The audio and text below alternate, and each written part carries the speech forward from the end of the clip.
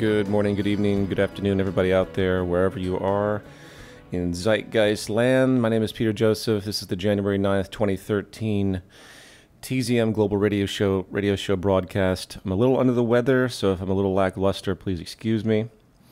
But Happy New Year to you all, for those that continue this bizarre tradition as we bracket out our lives.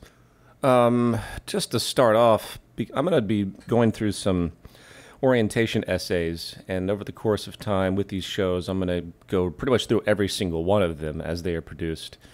And at the moment, though, beside the ones I'm going to talk about today, and other topics, of course, I've been doing a great amount of review of economic thought, of economic history through time, and the changes that have happened since, John Locke, all the way up through the traditional guys like Adam Smith and Ricardo and Malthus, up through the neoclassical school's introduction, these ideas of utilitarianism, models of human behavior, for example, that are brought forward, all traditionally imposed. There'll be a 17-page essay on this one alone. It's going to be going through the gamut of lecture team proofs and adjustments here very soon, but that will be online relatively soon. Point being, though, is it's really fascinating to see how the so-called socialists, or to be more correct, the reformers, many people don't know this, but capitalism is actually a very open term. It's never been completely defined, just as socialism is never really defined in the cultural view either. You can find definitions of them online, but you see people use these terms flagrantly, constantly. They're floating in their meaning and semantics. But the reformers, let's call them something different than socialists, since the socialist idea has become almost an insulting word to many. They really were expecting things to change a lot more rapidly than they actually did. The reformers that saw the flaws and the inequality and inefficiency of the system, you can go back to Marx, you can talk about Veblen, you can talk about all sorts of other people within that sphere, even up to the present day, and you'll notice that it didn't quite happen the way anyone thought it would. There's a unique phenomenon that I've noticed. There's a placating quality as time goes by, where the lowering standards of living, where the elements that are problematic become accepted, they become habitualized by everyone. And this is what I think is most fascinating about 2012, is there's the late 2013, 2011, we had Occupy come in, we had the Arab Spring, we had all this dynamic stuff, all these things that just seem to root and change, and it's all subsided and flatlined to a certain effect with zero reform whatsoever. I mean, all of the Arab Spring countries are going to have the same oppressive regimes one way or another. Most of them have been completely invaded by Western interests, whether they intended it or not, with the illusion of democracy, which is really just covert free market idealism. It's free market crusade when they talk about democracy going to these other countries. But it's placating. It gives the illusion of change, but nothing's changed. And the inequality, the debt problems, all the economic issues that at one point in the public sphere was really hyped, was really talked about. But now that's subsided too. That's subsided to the extent where it's just ignored. So I find it fascinating, is my point, that the evolution of reformation of a society is diminished simultaneously while gaining more and more attention. There's this kind of law of diminishing returns that happens with people's responses. And that's what I found, if that makes sense, I hope it does. That's what I found most interesting about 2012 and probably 2013. It's going to take some accents. People are just getting used to the vast poverty levels, vast homelessness levels in America, vast debt crises, the fact that the U.S. government has no money and they keep raising the debt ceiling, the fact that there's one crisis after another, people are just getting so bored of it. Mainly, even though it affects them greatly, mainly because it is all nonsense. It is all as arbitrary as can be. And for those out there that keep wondering how the U.S. government can actually persist the way it has by completely avoiding the corrective nature of this market to which it's supposed to be susceptible to, it's because it's the dominant empire and has the dominant currency. Once the U.S. loses that status, that's going to be a unique turning point. That's a point I think will set the stage for what the future will hold as far as actual change, because there's a extremely sloppy psychology that happens in the United States, very different from the rest of the world. And because it's such a pivotal influence in culture, once the tables turn and the states lose their standard of living even more so, it doesn't have to be by that much, the reactions are going to be very severe. And that's going to be interesting to see. Okay, very, very important announcement. Zeitgeist Day 2013. The 5th annual Zeitgeist Day is coming up, centered around March 17th. That is the day itself. However, it could be the entire weekend from the 16th to the 19th, or anywhere around there depending on how it works out in your region. For those that don't know, Zeitgeist Day is our main global event day for awareness. We've had, I don't know, probably 300 to 400 on average events occur every year since 2009. And coming upon the 5th year, well, we went from New York for the first main event, New York for the second main event, London for the third main event, and Vancouver for the fourth main event. And now we're in Los Angeles for the 5th year main event. Tickets for the Los Angeles event, this nonprofit event, which will go between 5 and 6 hours, featuring roughly 10 speakers that we all probably know fairly well that are familiar with the movement, from Ben McLeish to Federico Bastono to Matt Berkowitz and others, will be joining us here. And it should be an amazing event. And if anyone's in the region or would like to come, you can get tickets now through zdayglobal.org. zdayglobal.org. Also, and just as important, is event submission by chapters. We need to create a harmonious global awareness through this event day. So the zdayglobal.org also has the submission information. We'll populate a nice map. Anyone can go there right now and see the kind of the history of what we've done. It's going to be updated very soon. The website's a little bit out of date. But this is huge. This is what the movement does on an annual basis. And if you consider yourself a part of the movement, identify with the movement, it's deeply encouraged you do something, get a community organization together to do something on this day to show global awareness, try to get attention for it in your local media and general region. Excuse me. This is it. So I think I've emphasized it enough. People talk about what the movement does. Well, this is a very big part of it. Zeitgeist Day 2013 LA main event will not only have the speakers, we're also going to have some installations and some supporting organizations that will come through. I'm going to be speaking about the Global Redesign Institute at some length, because that's going to be an important flagship project for the movement. Granted, it's slightly separate from the movement in a certain sense, as it's not really an institute per se, it's just a title. But it's going to take a life of its own. You know, it's going to be a hub for technicians and engineers and creative thinkers to come. Ideally, it'd be directly associated with the movement and associated with chapters, but that's going to be probably a complex evolution. More on that in future broadcasts and in emails, because that's on the back burner because of the difficulty in programming. But it is an important idea to discuss, and that will be one of the highlights of the Z-Day main event in Los Angeles. For those out there that want to have their own Z-Day event, again, you can check the information on zdayglobal.org and see the tips and the steps that we offer. But it's really very simple. It can be as simple as showing a lecture, giving a lecture. There's going to also be a bunch of materials to download. We're going to take a lot of the core lectures the movement has had for a number of years, recompile them into downloads where people can create their own keynote-style lectures. This is, I think, a great experience for people. If we don't have people out there to speak, then we're in a lot of trouble. We can't just keep generalizing this type of data. We need people to really think about it. And that's where the lecture team, of course, that has been talked about at length before, originates. It originates with you being able to stand up and having the confidence to learn in detail about such data, to be able to transmit it, and to be able to answer questions about it in your local community. Again, to plug the lecture team concept, if you'd like to participate in the lecture team and you do lectures this year for Z-Day, make sure you record and send them to Z-Day Global. You can just send it to media at thezeitgeistmovement.com.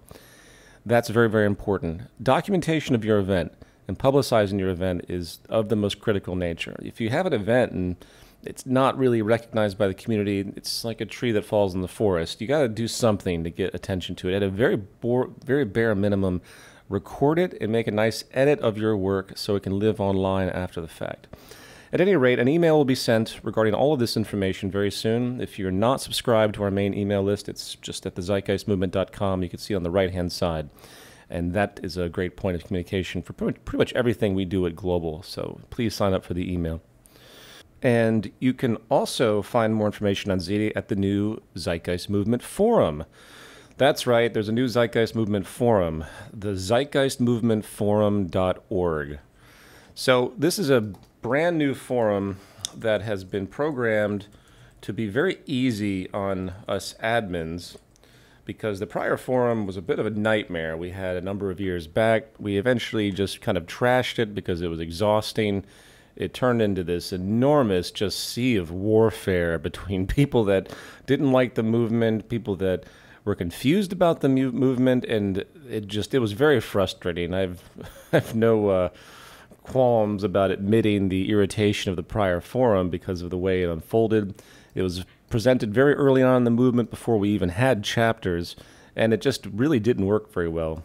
So we're trying this again, and we really hope it does work out and people can be civil and contribute. The entire point of the forum at the zeitgeistmovementforum.org is to share information, to keep stuff that's fresh and new and important up there, so people can know, and to discuss things on a global level in a very concentrated way. Zeitgeist Day, for instance, is a very, very critical thing to discuss on a global level, and we will have plenty of threads and a whole category on this. Again, you can see it right now. It's open for registration. For those that want to know a little bit more about it in detail, this is a moderationless forum. One of the agreements that was made is that we're not having the moderator problems and wasting time with global admin action, because basically we don't have people to deal with it, and we don't want to put people in those positions anymore because it is truly and oftentimes a waste. Point being is that this is a very, very minimalistic forum. It has a very rigid outlay which mirrors the Zeitgeist Movement's projects, and will undergo very little maintenance or anything. If there are problems, if there are infractions, so to speak, then that will be observed from afar, and admins will do what they need to in those circumstances. But otherwise, the forum is very, very simple. It should have multilingual capacity at this point. So if you want to communicate in other languages, you can. Granted, the whole thing is set up in English, but we're going to be tweaking this thing and getting it more useful on the global level as time moves forward. So please go to the zeitgeistmovementforum.org and create an account for yourself and begin sharing and posting information. Unlike the social networks, Facebook, which we know are used very frequently and are very popular, the forum itself serves as a concentration and easier means to see data and to search data about what the movement does. It's, of course, very, very difficult in those other social environments to do so. I was actually kind of hoping the general social networks would pick up the slack for forum communication, since they're so popular anyway and so many people are on them, but it really doesn't. It's not the same whatsoever. At any rate, please register, and you'll find a Zday section where you can discuss these issues amongst many other sections as well. And I'm looking forward to seeing what kind of productivity the forum can get going. And since we're talking about website stuff, just a quick thing that is on the global site, the zeitgeistmovement.com, we have a news tips contribution email. If you want to send something regarding news updates about what's happening in the world that you think should be posted on global and eventually make it to all of our social networks and probably the forum, because we have dedicated people that are working with this data to keep it spread, please send it to tips@thezeitgeistmovement.com, tips@thezeitgeistmovement.com. I just wanted to throw that out there. And I think that just about does it as far as general announcements for now. The TZM Orientation, the second section, social pathology section, should be done in about a week. That's going to be an extensive section on different attributes, a breakdown and failures of the current system. That will complete part 2. And the goal is to have the entire thing out there in downloadable and on-demand print form at cost by late February. I know it's a little bit tight for those that are really trying to focus on Zday to really build out of this information, but we're doing it as fast as we can, and we don't want to rush what needs to be ultimately a very high quality, highly sourced document that when handed off to people, can really give a great, concise sense of what the movement is about. It's not the easiest thing to explain to people, so we've really taken into account the detail needed in this document. So please look for that, but we're going to have other sections available, as I said, and so for those that are creating lectures for their local community for Zday, you have a lot to work with. That entire overview section, part 1 of the current guide, really is enough to spark pretty much any direction you'd like to go to emphasize the issues you'd like. So I really want to reiterate that the first part, the summation of the movement, holds an enormous degree of wealth as far as where to go data-wise and what to talk about. So for those that are waiting for the whole document to begin to plan their Zday event, I suggest you don't wait and just start to work now. And again, lots of other supplemental materials will be put on zdayglobal.org. You'll find them posted in the thread regarding Zday on the forum, and they'll also be sent out in a mass email about Zday entirely. So I just wanted to reiterate that because I'd made some comments about the orientation's relationship to Zday before, and no, it probably will not be complete by the time everyone has their stuff set up. But it should be available for being printed out and everything else by your exact event day by mid-March. All right, so I'm going to jump into the, I believe is the fourth, actually I take that back, the third dominant essay, technically the fourth, but the third essay of part 1, the introduction to the Zeitgeist Movement, called Sourcing Solutions. This is a very minimalistic essay that just simply wants to address what it means to think about problems and where problems actually emerge in how problems actually emerge in ways where you don't even realize you have a problem, because the manifestation of technology and the efficiency of science will come at us in ways that will take what's normal and accepted and turn it into a problem once we realize what's actually possible to increase efficiency. And if that didn't make any sense, it will when I go through this essay. So essay 3, Sourcing Solutions. It starts with a quote by Albert Einstein. A new type of thinking is essential if mankind is to survive and move toward higher levels. What he meant by that is that you can't be in the box anymore. You can't just look at things with a rigid framework put forward by tradition. And, just as early religions, for example, thought the world was flat, and it was in their scriptures, to be proven wrong eventually by science, even before we went to space, but we knew the world was round, they had to kind of backpedal quite a bit. And you'll see all sorts of strange justifications as far as religious scripture is concerned, to try and defend the idea that, no, we didn't really think the world was flat. Well, that same thing applies to social systems, and namely economics.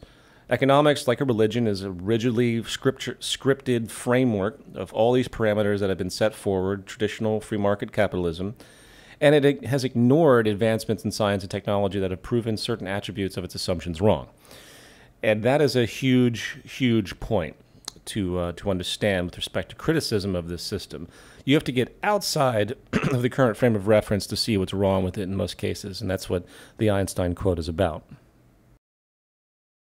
A central consideration inherent to the Zeitgeist Movement's perspective on societal change for the better regards understanding progress itself. There appear to be two basic angles to consider when it comes to personal or social progress: manifesting potential and problem resolution. Manifesting potential is simply the improvement of a condition which was not considered prior to being a problematic state. An example would be the ability to improve human athletic performance in a particular field through targeted strengthening, diet, and refining techniques, and other means which were simply not known before. Problem resolution, on the other hand, is the overcoming of an issue that has currently recognized detrimental consequences and/or limitations to a given affair. A general example would be the discovery of a medical cure for an existing debilitating disease so that said disease no longer poses harm. However, taken in the broad view, there's a distinct overlap with these two notions when the nature of knowledge development is taken into account. For example, an improvement to a given condition, a practice that then becomes normalized and common in the culture, can also potentially be a problem, part of a problem in the same context, which requires resolution in the event that new information as to its inefficiency is found or new advancements make it obsolete in comparison. For example, Human air transportation, which is fairly new in society, expanded transport efficiency greatly upon its application. However, at what point will modern air transport be seen as more of a problem due to its inherent inefficiency in comparison to another method? So, efficiency is relative in this sense, as only when there is an expansion of knowledge that what was once considered the best approach becomes inferior. This seemingly abstract point is brought up to communicate the simple fact that every single practice we consider normal today has built into it an inevitable inefficiency which, upon new developments in science and technology, will likely produce a problem at some point in the future when compared to newer emerging potentials. This is the nature of change, and if the scientific patterns of history reflect anything, it is that knowledge and its applications continue to evolve and improve, generally speaking. So back to the seemingly separate issues of manifesting potential and problem resolution, it can hence be deduced that all problem resolutions are acts of manifesting potential and vice versa.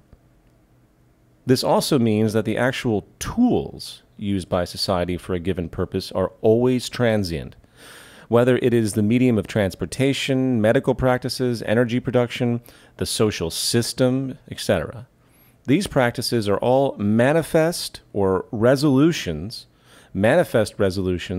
with respect to human necessity and efficiency, based upon the transient state of understanding we have, or had at a time of their creation or evolution.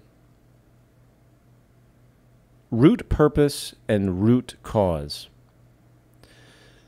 Therefore, when it comes to thinking about any act of invention or problem solving, we must get as close to the root purpose or the manifest or the root cause, the problem, as possible, respectively, to make the most accurate assessment for action. Just as tools and techniques for potential are only as viable as the understanding of their foundational purpose, actions toward problem resolution are only as good as the understanding of the root cause. This may seem obvious, but the concept is devoid in many areas of thought in the world today, especially when it comes to society. Rather than pursuing such a focus, most social decisions are based around traditional customs that have, by definition, inherent limits. A simple example of this is the current method of human incarceration for so-called criminal behavior. For many, the solution to offensive forms of human behavior is to simply remove the individual from society and punish them. This is based on a series of assumptions that stretch back millennia. Yet the science behind human behavior has changed tremendously over time with respect to understanding causality. It is now common knowledge in the social sciences that most acts of crime would likely not occur if certain basic supportive environmental conditions were set for the human being.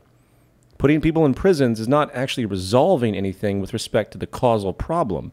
They might need to be removed, but it's not solving the problem. It's actually just a patch, if you will, which only temporarily stifles some effects of the larger problem. Another example, while seemingly different than the prior, but equally as technical, is the manner by which most think about solutions to common domestic problems, such as traffic accidents.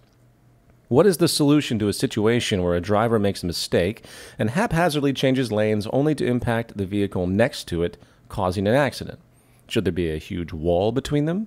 Should there be better training? Should the person simply have his or her driver's license revoked so they cannot drive again? Should there be more police?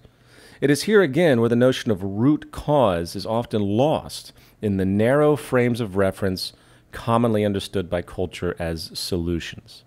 The root cause of the accident can only partially be the question of integrity of the driver, with the more important issue the lack of integrity of the technology infrastructure being used. Why? Because human fallibility is historically acknowledged and immutable. So just as early vehicles did not have driver-passenger airbags, common today, which now reduce a large amount of injuries that existed in the past, the same logic should be applied to the system of vehicle interaction itself, taking into account new technical possibilities for increased safety to compensate for inevitable human error. Just as the airbag was developed years ago as the evolution of knowledge unfolded, today there is technology that enables automated driverless vehicles which can not only detect every necessary element of the street needed to operate with accuracy, the vehicles themselves can detect each other, making collision almost impossible. This is the current state of such a solution when we consider the root cause and root purpose overall. Yet, as advanced as that solution may seem, especially given the roughly 1.2 million people who unnecessarily die in automobile accidents every year, this thought exercise may still be incomplete if we continue to extend the context with respect to the goals. Perhaps there are other inefficiencies which relate to the transport infrastructure and beyond that need to be taken into account and overcome.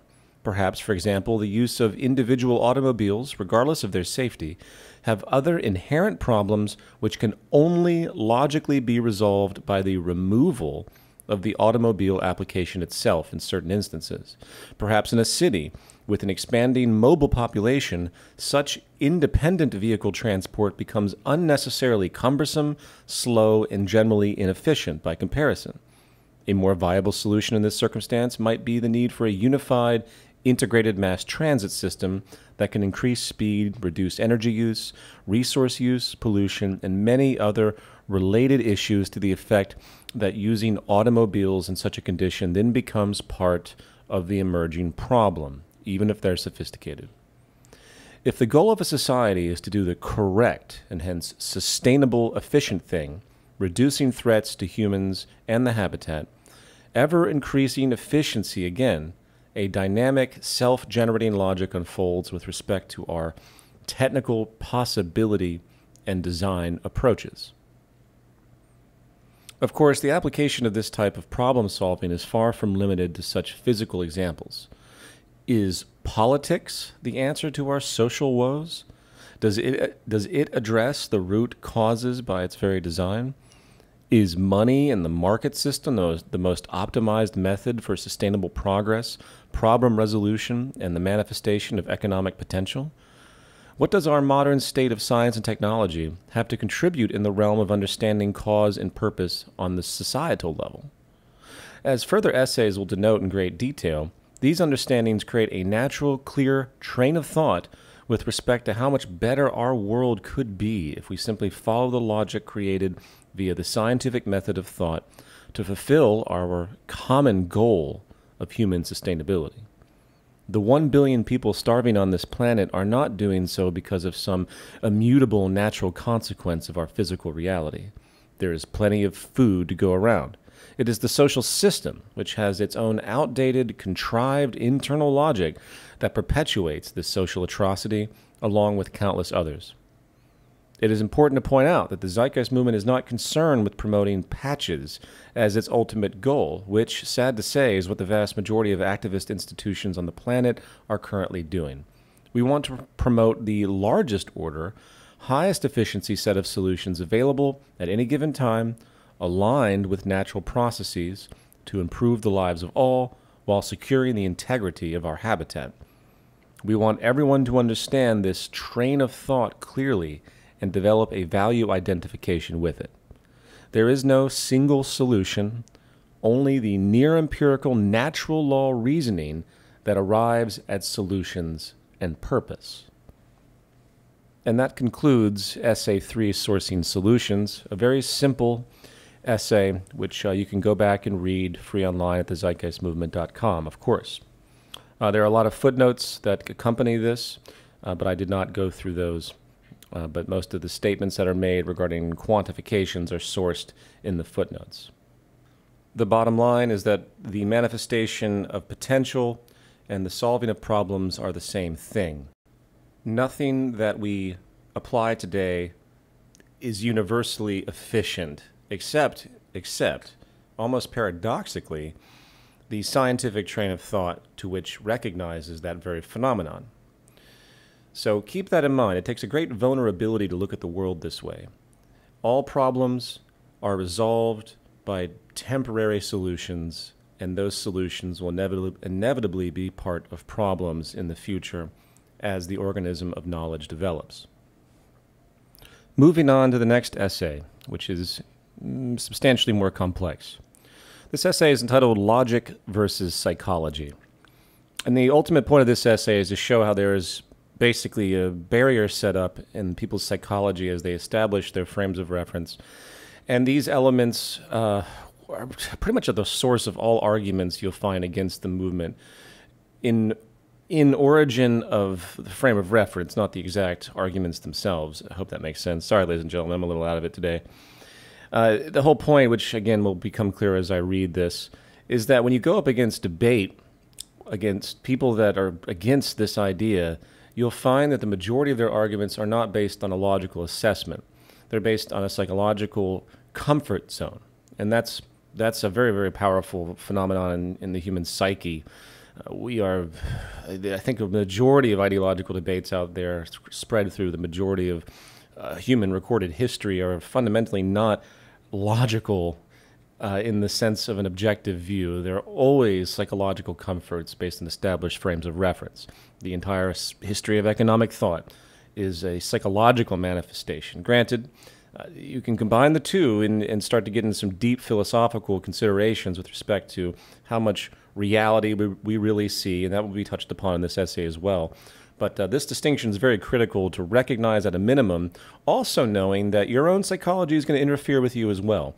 And I think one of the greatest awarenesses we have to have as people is awareness of our own fallibility of thought and how our emotions will get the best of us, and we have to constantly collar ourselves and monitor ourselves pretty much at all times, almost as though we're looking at ourselves in a detached third-party, Buddhist kind of concept where you're witnessing all of your behavior, if that makes sense. So logic versus psychology. This begins with a quote by Aristotle, who states, "We do not act rightly because we have virtue or excellence, but we rather have those because we have acted rightly." A powerful yet often overlooked consequence of our environmental vulnerability to adapt to the existing culture is that our very identity and personality is often linked to the institutions, practices, trends, and hence values we are born into and exist in. The psychological adaptation and inevitable familiarity creates a comfort zone which, over time, can be painful to disrupt, regardless of how well reasoned the data standing to the contrary of what we believe may be. In fact, the vast majority of objections currently found against the Zeitgeist Movement, specifically the points made with respect to solutions and hence change, appear to be driven by narrow frames of reference and emotional bias more than intellectual assessment.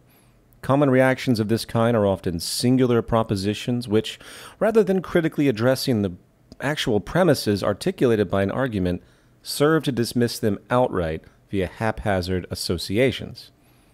The most common classification of such arguments are projections, and it becomes clear very often that such opponents are actually more concerned with defending their psychological identity rather than objectively considering a new perspective.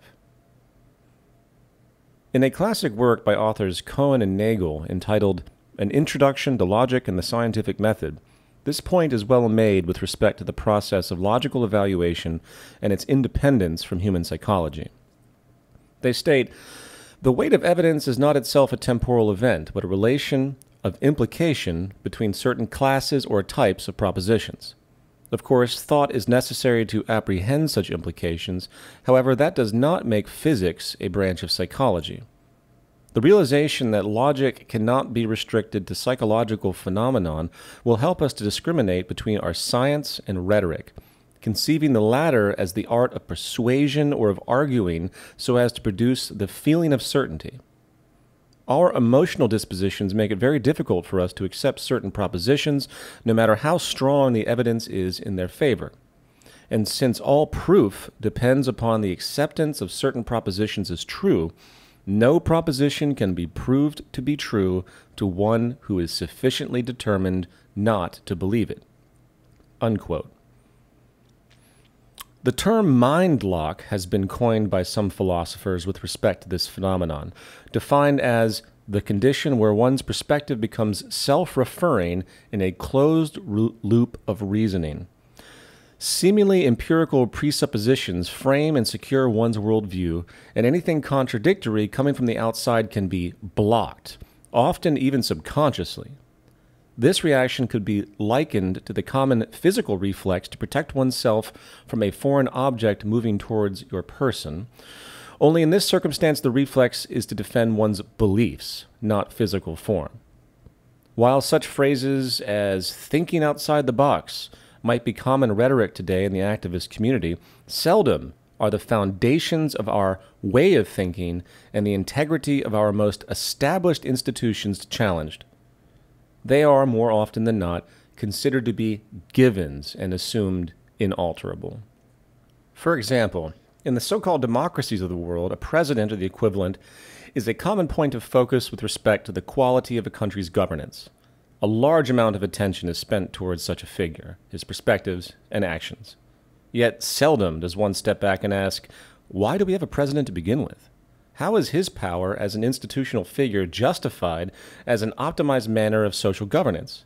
Is it not a contradiction of terms to claim a democratic society, when the public has no real say with respect to the actual actions of the president once he or she is elected?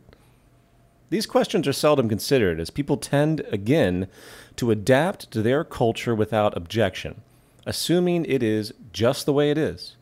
Such static orientations are almost universally a result of cultural tradition, and as Cohen and Nagel point out, it is very difficult to communicate a new, challenging idea to those who are sufficiently determined not to believe it.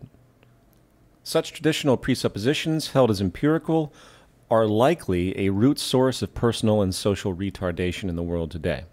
This phenomenon, coupled with an educational system that constantly reinforces such established notions through its institutions of academia, further seals this cultural inhibition and compounds the hindrance to relative change.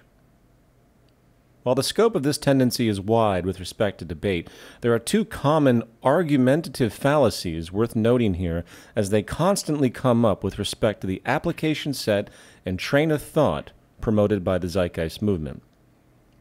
To break the narration here, application set and train of thought are distinguished in this sentence. The application set has to do with the temporal technical advancements. Anything that relates to advanced infrastructure, technology, city systems, whatever. These elements, while derived from a train of thought, which is empirical or near empirical, these are different. So it's important to make these two distinctions, application set versus train of thought. So when you talk to people about solutions, they say, what do you promote? They think that they might see, for example, a city system in Zeitgeist moving forward or something and think that this is what the entire economy is based upon, but they don't realize that that's just a technological application. Lots of great thinkers like Jacques Fresco, Buckminster Fuller, and many others have all sorts of technical things, an application set, as it were, which are very, very great, but they're also going to be obsolete over time. Hence, the train of thought is always the most important thing to talk about. Continuing. Put in colorful terms, these tactics comprise what could be called a value war, which is waged, consciously or not, by those who have vested emotional, material interest in keeping things the same, opposing change. The first is the prima facie association. This means upon first appearance, before investigation. This is by far the most common type of objection. A classic case study is the common claim that the observations and solutions presented by the Zeitgeist Movement are simply rehashed Marxist communism. And as an aside, there was one noted anarchist libertarian that said the RBE proposal was Marxism with robots, which I thought was the most amusing prima facie association I'd heard. Continuing. Let's briefly explore this as an example. Referencing the Communist Manifesto, Marx and Engels present various observations with respect to the evolution of society, specifically the class war, inherent structural relationships regarding capital, along with a general logic as to how the social order will transition through revolution to a stateless, classless system, in part while also noting a series of direct social changes such as the centralization of the means of communication and transport in the hands of the state, equal liability of all to labor, and other communist specifics. Marx creates players in the schema he suggests, with the ongoing battle between the bourgeois and the proletarians, the bourgeoisie, I should say to be more accurate, expressing contempt for the inherent exploitation, which he says is essentially rooted in the idea and functioning of private property. In the end, the accumulated goal in general is in seeking a classless and stateless society. On the surface, reformations proposed in the Zeitgeist Movement's promoted solutions might appear to mirror attributes of Marxism if one was to completely ignore the underlying reasoning entirely. The idea of a society without classes or without universal property and the complete redefinition of what comprises the state might on the surface show confluence by the mere gestures themselves, especially since Western academia commonly promotes a duality between communism and capitalism, with the aforementioned character points noted as the core differences. However, the actual train of thought to support these seemingly similar conclusions is quite different. The Zeitgeist Movement's advocated benchmark for decision-making is not a moral philosophy, which, when examined at its root, is essentially what Marxist philosophy was a manifestation of. It was a moral and ethical outrage, with a big technical base of criticism towards the capitalist system, but his conclusions and interests were driven by a moral principle. The Zeitgeist Movement is not interested in the poetic, subjective, or arbitrary notions of, say, a fairer society or guaranteed freedom, of the ideals of, quote, world peace or making a better world, simply because it sounds right, humane, or good. Without a technical framework that has a direct physical referent to such terms, such moral relativism serves little to no long-term purpose. In other words, in short, the guiding principle is not for the betterment, per se. It's for what is correct. The Zeitgeist Movement is interested in scientific application as applied to societal sustainability, both physical and cultural. As will be expressed in greater detail in further essays, the method of science is not restricted in its application within the, quote, physical world, and hence the social system, infrastructure, educational relevance, and even understanding human behavior itself all exist within the confines of scientific causality. In turn, there's a natural feedback system built into physical reality which will express itself very clearly in the context of what works and what doesn't work over time, guiding our conscious adaptation, hopefully. Marxism is not based on this calculated worldview whatsoever, even though there might be some scientifically based characteristics inherent. For example, the Marxist notion of a classless society was to overcome the capitalist originating inhumanity imposed on the working class or proletariat. The Zeitgeist Movement's advocated train of thought, on the other hand, sources advancements in human studies. It finds, for example, that social stratification, which is inherent to the capitalist market model, to actually be a form of indirect violence against the vast majority as a result of the evolutionary psychology we humans naturally possess. It creates an unnecessary form of human suffering on many levels, which in fact is destabilizing and, by implication, technically unsustainable.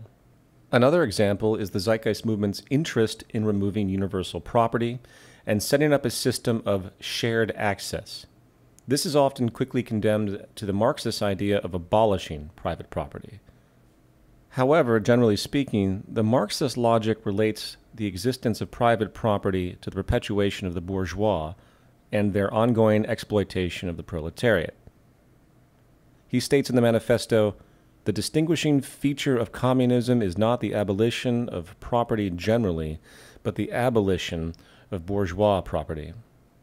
The Zeitgeist Movement's advocated logic, on the other hand, relates the fact that the practice of universal individual ownership of goods is environmentally inefficient, wasteful, and ultimately unsustainable as a universal practice. This supports a restrictive system of behavior and a great deal of unnecessary deprivation, and hence crime is common in societies with an unequal distribution of core resources. At any rate, such prima facie allegations are very common, and many more could be expressed. However, it is not the scope of this section to discuss all alleged connections between Marxism and the Zeitgeist Movement's advocated scientific train of thought.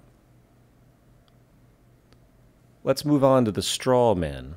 The second argumentative fallacy has to do with the misrepresentation of a position, deliberate or projected, commonly referred to as the straw man.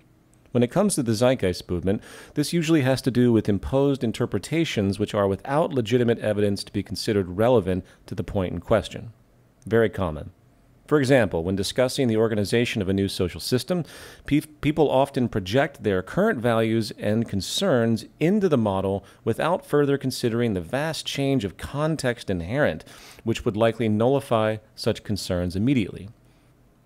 A common straw man projection in this context would be that in a society where material production was based upon technological application directly, and not an exchange system requiring paid human labor, people would have no monetary incentive to do anything, and therefore the model would fail as nothing would get done.